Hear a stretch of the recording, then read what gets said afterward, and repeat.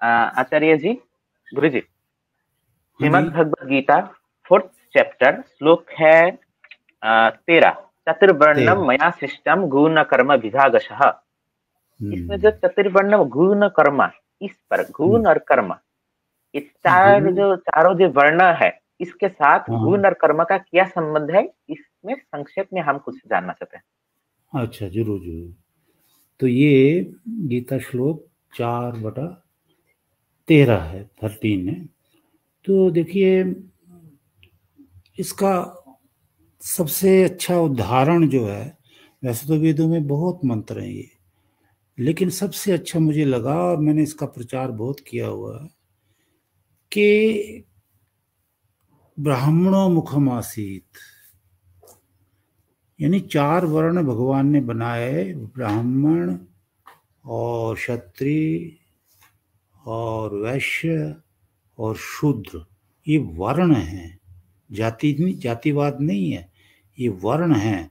और इनको वेद ने कह दिया कि ये कर्म के अनुसार हैं, जन्म के अनुसार नहीं है।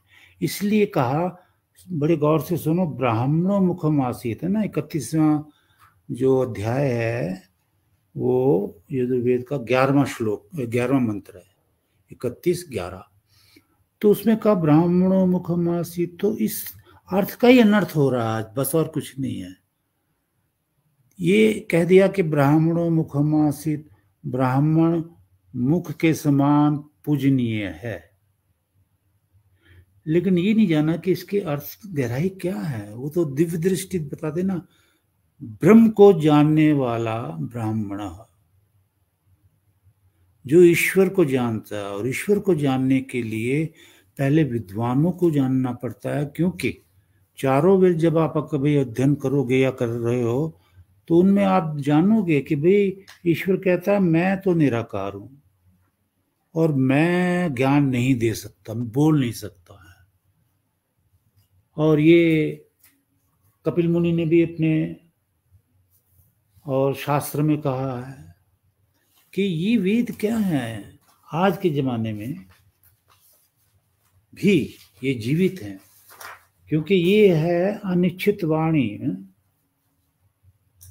अनिश्चित वाणी है, जो ऋषियों के हृदय में प्रकट होती है। वो चाहते नहीं है, ना उन्हें पता सपन में भी कि मैं साधना कर रहा हूं तो वेद मेरे अंदर प्रकट हो जाएंगे।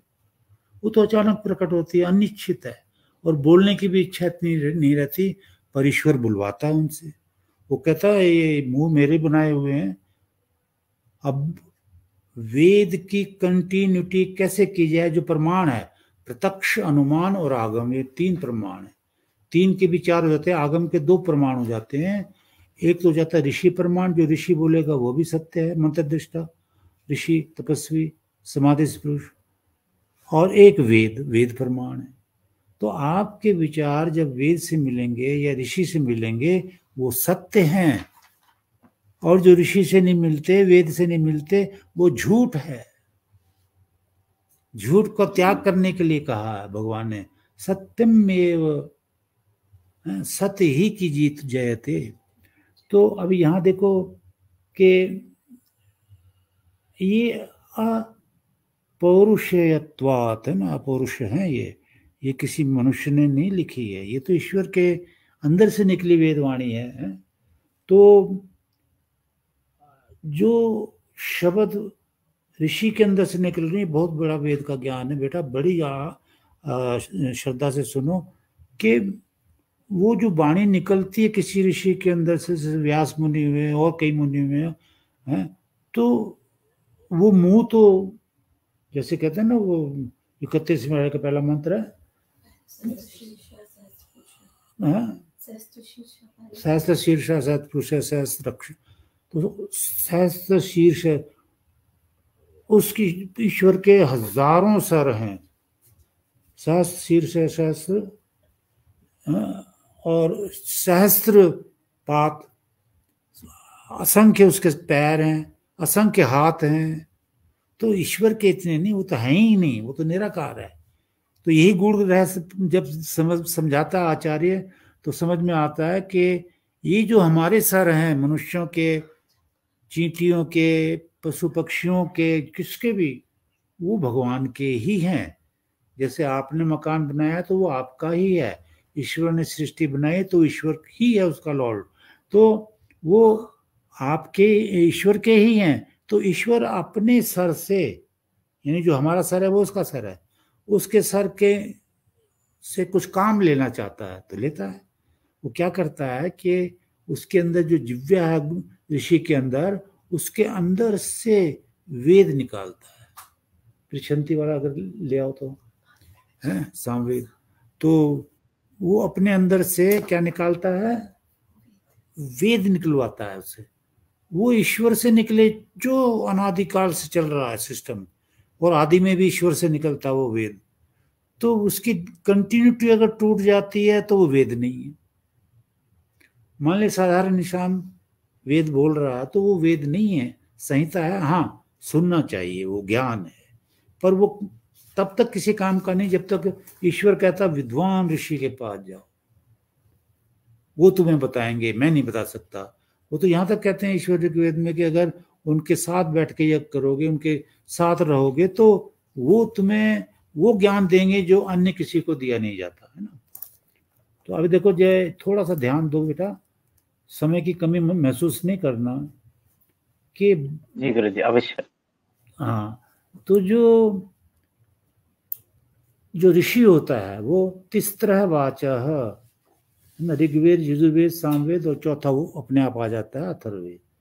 तो जो ऋषि होता है वो 3 प्रकार की ज्ञान, कर्म और उपासना, चारों वेदों से लेकर उन वाणियों को ऋतस्य धीतिम, ये सामवेद का 525 मंत्र है। ऋतस्य धीतिम, धीतिम सत्य की धारणा, ऋतस्य, ऋत सत्य होता ना, और ब्राह्मण ज्ञान के मनन करने वाले की मनीषा,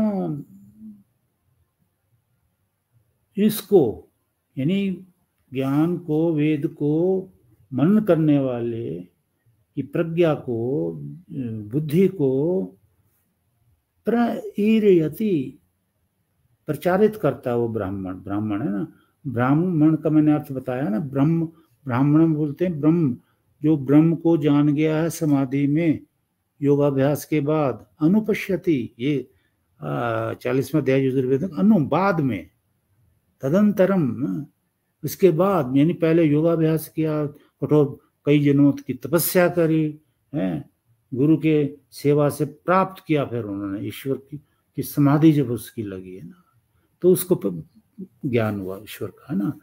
तो सत्य की धारणा और परमात्मा के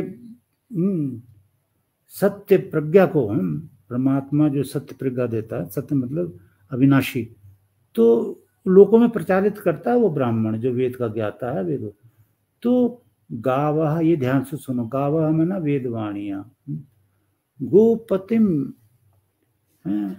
गोपतिम वेदवाणी का पति, गो में ना मालिक, नहीं पति में ना मालिक, गो में ना वेदवाणी, वेदवाणियों का पति है, गोपतिम पृच्छमानाः, परमात्मा से पूछती हुई सी, यानी गावः पृच्छमानाः गोपतिम, वेदवाणियां, गोपतिम में ना ईश्वर से ये वाणियां पूछती हुई सी, यंती में ना मुंह से बाहर आती हैं। क्या कमाल की बात है। तो मेरा मतलब ये ऋग्वेद का मंत्र प्रमाण देता है कि ऋषियों के मुख से बाहर आती है और वो ईश्वर से पूछती हुई आती हैं, और ईश्वर वो कंटिन्यूटी देता है। तो जो इसलिए कहते हैं कि भाई ऋषि मुनियों के वाक जो है वो ब्रह्म वाक है, ब्रह्म अंदर से निकाल रहा है।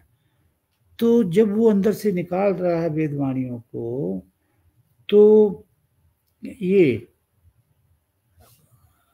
प्रश्न क्या, मैं भूल गया प्रश्न क्या बेटा? कर्म और गुण और कर्म के अवस्था, गुण और कर्म के साथ वर्ण का क्या संबंध है? हाँ, तो ये मैं बता रहा था 4 वर्ण है। तो ये ब्राह्मण जो है वेद का ज्ञाता होता है, योगाभ्यासी, समाधिस्थ पुरुष, ब्रह्मलीन, ये होता है। तो जब जिसमें ये गुण है उसको भगवान ने कहा ब्राह्मण, ब्रह्म का ज्ञाता, वेद का ज्ञाता, शब्द ब्रह्म का भी, पर ब्रह्म का भी ज्ञाता, मुखम आसीत, जो वेद का भी ज्ञाता है। तो मुखम आसीत, वो मुख के समान पूजनीय है। तो ब्राह्मण तो मुख के समान पूजनीय है ही, एक पहला वर्ण बना। समझ गए ना? ब्राह्मण का अर्थ के वेद को जानने वाला, अनुपश्यति मतलब पहले योगाभ्यास किया, वेद ऋषियों की सेवा की, माता पिता की सेवा की, कठोर परिश्रम से धन भी कमाया, तो इनकी की सब शुभ कर्म वेदानुसार सीखता गया, करता गया। तो जब वो समाधिस्थ हुआ और ब्रह्म को भी जान गया, पहले तो वेद को जाना फिर ब्रह्म को जान गया, तो ब्रह्म को जब जान गया तो उसके अंदर से वेद वाणी निकल रही है, वो ब्रह्म की भेजी हुई वाणी जो निकल रही है, तो उसको ब्राह्मण बोलते हैं। तो वो पूजनीय है, जैसे मुंह सबसे ज्यादा पूजनीय है, सबसे ऊंचा शरीर में। तो ईश्वर इस पूरी सृष्टि में ब्राह्मण, कौन ब्राह्मण? जन्म से नहीं, उसने जन्म लिया। अब इसमें देखो, लिया और उसने वेदाध्ययन किया, योगाभ्यास किया, इंद्रिय संयम की, पता नहीं क्या क्या किया, शुभ कर्म है, और गुरु की सेवा की, और वो समाधिस्थ हो गया। इसमें ज्वाला पुत्र का उदाहरण शायद आपको याद हो कि ज्वाला एक वैश्या का पुत्र था, प्रसिद्ध वैश्या का। उसने अपनी माता से कहा कि मैं गुरु के पास दीक्षा लेने जाना चाहता हूँ, ऋषि के पास। छांदोग्य उपनिषद का वर्णन है, छांदोग्य हाँ, उपनिषद, तो वो जाता सत्यकाम है। याज्ञवल्क्य। हाँ, तो वो जो है जाता है, याज्ञवल्क्य नहीं, ज्वाला का पुत्र सत्यकाम, और वहां जाकर के वो ऋषि की सेवा कर, ऋषि ने पूछा तेरा गोत्र क्या है, वर्ण क्या है, मतलब तू ब्राह्मण है या वैश्य है, शूद्र है, क्या है? तो उसने कहा मैं तो, माता से पूछा था, तो माता ने तो यही कहा कि तू बोल देना अपने आचार्य को कि मैं प्रसिद्ध ज्वाला जो वैश्य है उसका पुत्र हूं। तो ऋषि ने कहा हो, इतना बड़ा सत्य तो कोई ब्राह्मण ही बोल सकता है। ये झूठ बोलने वाले भी ब्राह्मण हो गए आजकल हैं। तो ये कहते जी कर्म से है, कर्म से कहां से है? देखो, वेद के अगेंस्ट कोई नहीं जा सकता। चाहे आप कहें कि शंकराचार्य जी ने कहा जन्म से है, तो कहते रहे, ठीक है, उनका भाव होगा, पर परमेश्वर का भाव नहीं है। परमेश्वर के लिए हमें प्रमाण देना पड़ता है वेदों से कि भाई अगर वेदों में भी कहा कर्म से है तो फिर तो कर्म से है। पर कैसे कह सकते हैं कर्म से है? तो तपस्या करने के बाद जब ईश्वर की अनुभूति हुई तो वो ब्राह्मण है, ब्राह्मण मुखम आसीत बाहु राजन्य। अच्छा, वो ज्वाला का मैं बता रहा था, वो जब बोला इतना बड़ा सत्य तो कोई ब्राह्मण ही बोल सकता है, तो हे ज्वाला पुत्र सत्यकाम, आज से तुम ब्राह्मण वर्ण में हो। तो उस वक्त ऋषि मुनि वर्ण धारण करते थे, आज मनुष्य वर्ण धारण करते हैं, जात धारण करते हैं, गोत्र धारण करते हैं, पता नहीं क्या क्या करते हैं। उस वक्त सिर्फ ऋषि को ये हक था, क्योंकि ऋषि तो मंत्र दृष्टा है, वो न्याय कैसे कर देंगे, झूठ कैसे कर देंगे? वो तो वेद के अनुसार जानते हैं कि जन्म से नहीं है, कर्म से है। तो जो कर्म करेगा ब्राह्मणों की, वही ब्राह्मण है। और इसके बाद में राजन्यकृत है बाहु, जिसकी बाहों में बल है वो राज क्षत्रिय है, वो देश की रक्षा करता है, जो बलवान है वो है। तो ऐसे ही उरु तदस्य जब वैश्य वैश्य वो है, महाजन वो है, और ये जो दुकानें वकानें चलाने वाले वो हैं, जिनकी जंगा में बल है कि आज यहाँ तो कल कलकत्ता चले गए किसी काम से, बिजनेस के, दिल्ली चले गए, जो जैसा बिजनेस बड़ा बड़ा है या छोटा छोटा तो छोटी जगह चले गए, थकते नहीं है। और सबसे बड़ी बात वेद ने कही कि जो थकते नहीं है। और वैश्य लोग क्या करते हैं कि समान रूप से सबको राशन बांटते हैं, देते हैं, डंप नहीं लगाते कि भाई चीजों का डंप लगा लो, अगली बार ये दाम बढ़ने वाले हैं तो फिर हम ऊंचे दामों पे बेचेंगे, ये पाप वो नहीं करते हैं ना। तो वो वैश्य होते हैं। और परभ्याम जो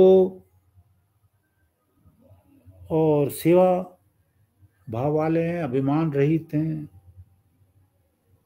तो वो पैरों के समान शूद्र और शूद्र जो पढ़े लिखे नहीं है, कुछ नहीं काम कर सकते, वो दुनिया की सेवा करते हैं। तो मैंने एक मंत्र में ये जाना है कि 4 वर्ण भगवान ने बनाए हैं, वो कर्म अनुसार हैं।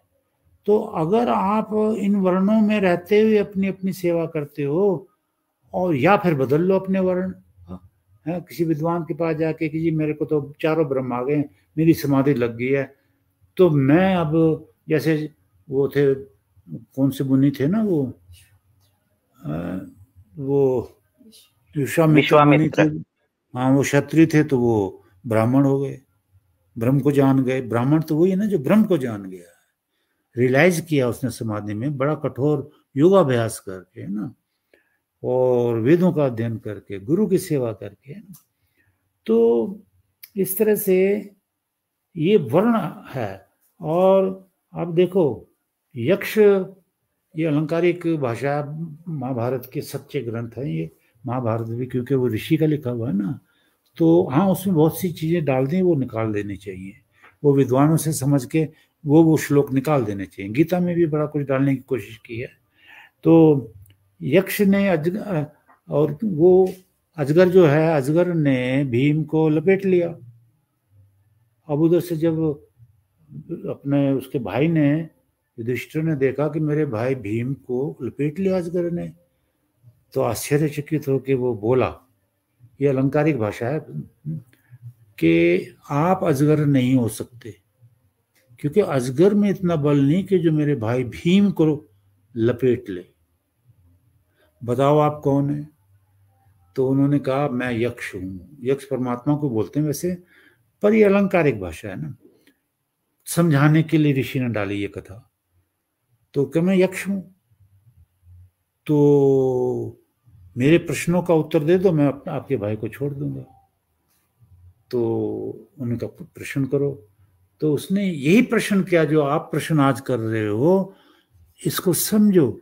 यक्ष ने प्रश्न किया कि एक शूद्र का बेटा है, शराब नहीं पीता, सिगरेट नहीं पीता, कोई व्यसन, उस वक्त शराब की बात थी, सिगरेट की तो नहीं थी खैर, तो जो बुरे बुरे कर्म नहीं करता, और 4 वेद उसने अध्ययन कर लिए हैं, योगाभ्यास करता है, इंद्रिय संयम कर लिया, समाधि सोने को जा रहा है, वो शूद्र का बेटा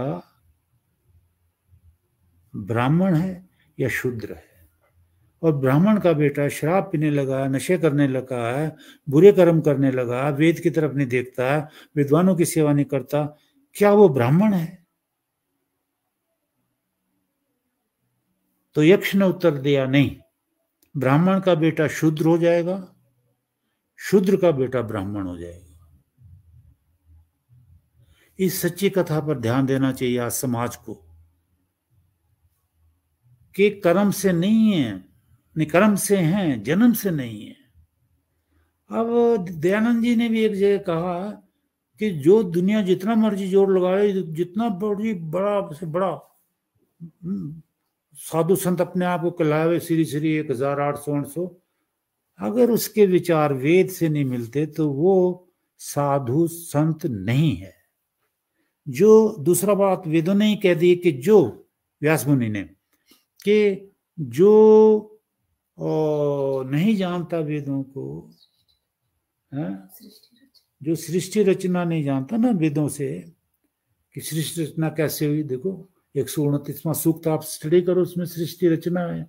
और जगह भी बहुत, मैंने भजन भी एक बनाया उस पे, सृष्टि रचना पे, कि सृष्टि रचना का निकला था पहला जब प्रभात, ना देखी ना जानी किसी ने अचरज की वो बात, सृष्टि रचना का निकला था।